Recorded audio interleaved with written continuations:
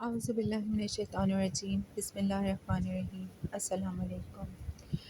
آج ہم یہ بات کرتے ہیں کہ ہم توبہ کیوں نہیں کرتے، اور پھر ہم یہ بھی بات کریں گے کہ ہم توبہ اس لیے نہیں کرتے، مطلب ہم اس کی وجوہات بھی بتائیں گے۔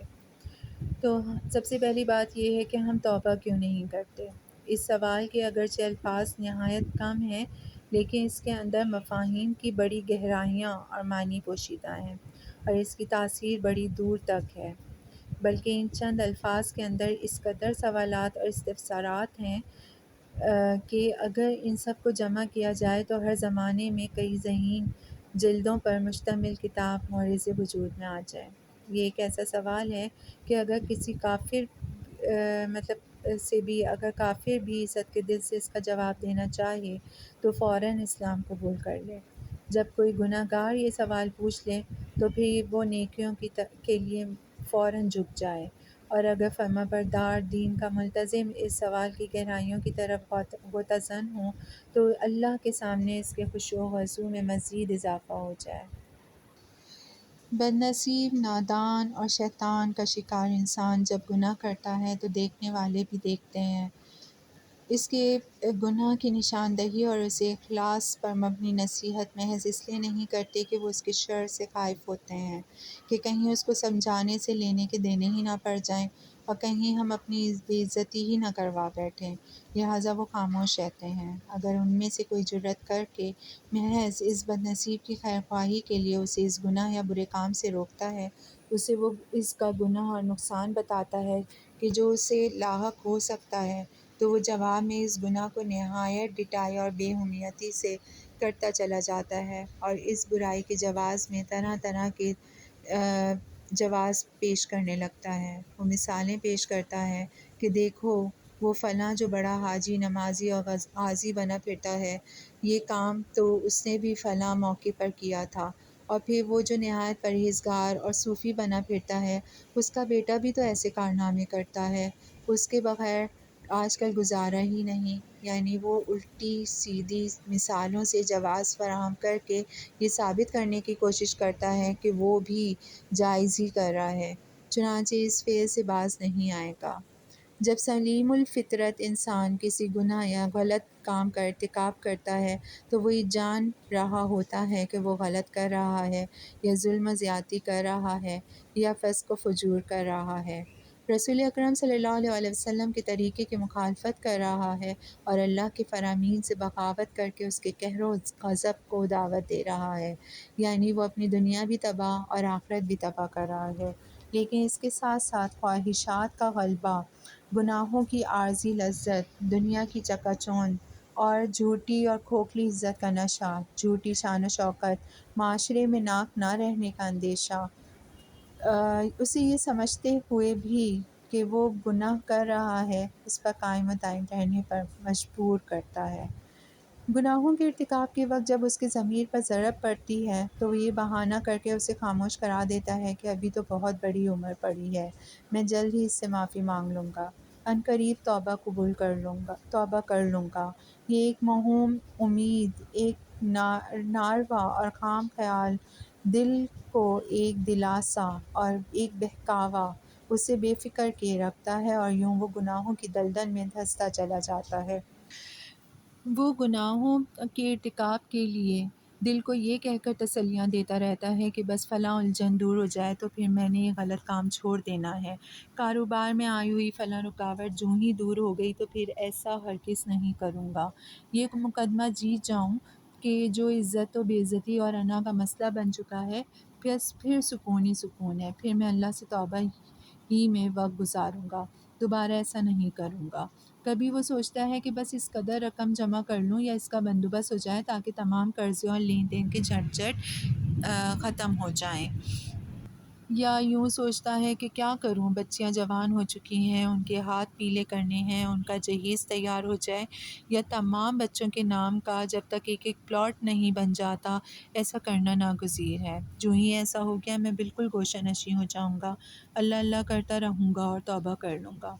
یا سوچتا ہے کہ بچے تعلیم حاصل کر لیں یا پھر اس لعنت سے، تو پھر میں اس لعنت سے چھٹکارا حاصل کر لوں گا، یہ رکاوٹ ختم ہو جائے یا فلاں ہدف حاصل ہو جائے، یا یہ کہ یہ بیماری جس نے رات دن کا سکون برباد کر رکھا ہے یہ دور ہو جائے، تو پھر ہمتاً ہر وقت اللہ کو یاد کروں گا اور اپنے موجودہ گناہوں کی معافی مانگوں گا۔ ابھی بڑی عمر پڑی ہے، عمر کا طویل عرصہ ابھی میرے پاس ہے، ابھی میری عمر ہی کیا ہے، ابھی میں نے دنیا میں دیکھا ہی کیا ہے، ابھی بہت وقت پڑا ہے۔ اگر کوئی اللہ کا بندہ اس غلط روش اور طرز فکر و عمل کی نشاندہی کر کے سمجھائے تو انسان شیطان العین کے دھوکے میں آ کر کہتا ہے کہ چھوڑو جی، ان کی کون سی بات ہے، یہ تو ہر وقت اللہ تعالیٰ سے ڈراتے ہی رہتے ہیں، ان کو تو جی جہنم اور اللہ کی ناراضی و غضب کے علاوہ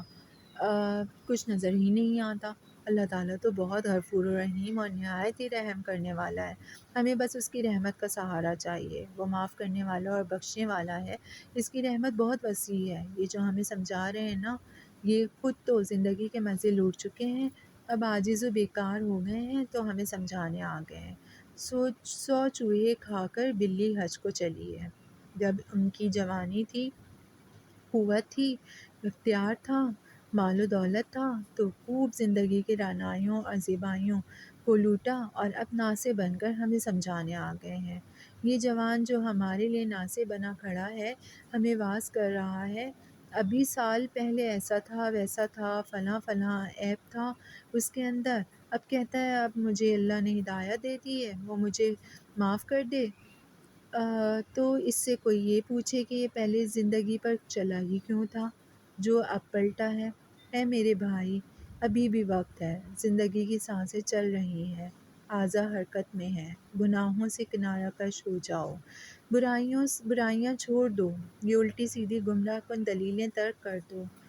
اللہ جانے یہ زندگی کا سفر کس موڑ پر ختم ہو جائے، چلتی چلتی گاڑی رک جائے، متحرک گھڑیوں کی سوئیاں جامد ہو جائیں۔ ابھی وقت ہے، توبہ کر لے، توبہ ہی تیری نجات کا پروانہ ہے، تیری آخرت کی کامیابی کی علامت اور ضمانت ہے۔ کہتے ہیں کہ مچھلی پتھر چاٹ کر واپس مڑتی ہے، اے بھائی تو بھی مچھلی کی طرح نہ بن، یاد رکھ اگر موت کا پتھر چاٹ کر واپس پلٹے تو کیا پلٹے، ابھی سے پلٹ آئیے، ان شیطانی بہکاووں اور دھوکوں میں نہ آئیں، اگر موت کے مہلک پتھر کو چاٹ کر ہی واپس پلٹے تو صرف ندامت، شرمندگی، ذلت و رسوائی اور ہمیشہ کی ناکامی و نامرادی ہی حصے میں آئے گی۔ بھلا تجھے گناہ چھوڑ کر اللہ ارحم الراحمین کی طرف واپس پلٹنے میں کون سی چیز مانے ہے؟ کیا تو شرماتا ہے؟ اگر ایسا ہے تو اس خالق سے کیا شرمانا جس نے تیرے وجود کو بنایا۔ اگر تجھے توبہ کرنے میں چھوٹا پن محسوس ہوتا ہے تو یہ تکبر ہے، ذرا سوچ اس کبریا کی کبریائی کے سامنے کیا تکبر، کیسا تکبر اور کس کا تکبر معنی رکھتا ہے۔ اگر اس سے توبہ کرنے میں سستی حائل ہے تو یہ اس کی ناشکری اور بے قدری ہے۔ اگر توبہ کے لیے تیری پاس آنسو نہیں ہے، آہوزاریاں اور سسکیاں نہیں ہیں، رقت اور وقت نہیں ہے تو یہ تو تیری بد نصیبی ہے، رب کی ناراضی کی نشانی ہے۔ ابھی اس کے دربار میں حاضر ہو اور معافی مانگ کہ اے اللہ میرے گناہوں کو پاک کر دے، یا مجھے گناہوں سے پاک کر دے، میرے گناہوں کو معاف کر دے۔ دیکھ، یاد رکھ، اگر تجھے اللہ کے حضور توبہ کرنے میں دولت رکاوٹ بنی ہوئی ہے تو ذرا اپنے ارد گرد نظر دوڑا تو یہ دیکھے گا کہ یہ ڈھلتا ہوا سایہ ہے، اڑتا ہوا پرندہ ہے، اس کے کوئی اعتبار نہیں، یہ ہمیشہ کسی کے پاس نہیں رہتی بلکہ مکین بدلتی رہتی ہے، آج کسی کے پاس ہے، کل کسی اور کے پاس، بلکہ بعض اوقات جب اللہ کی رحمت کا سایہ اٹھ جاتا ہے تو یہ مشکلات اور ہلاکت کا باعث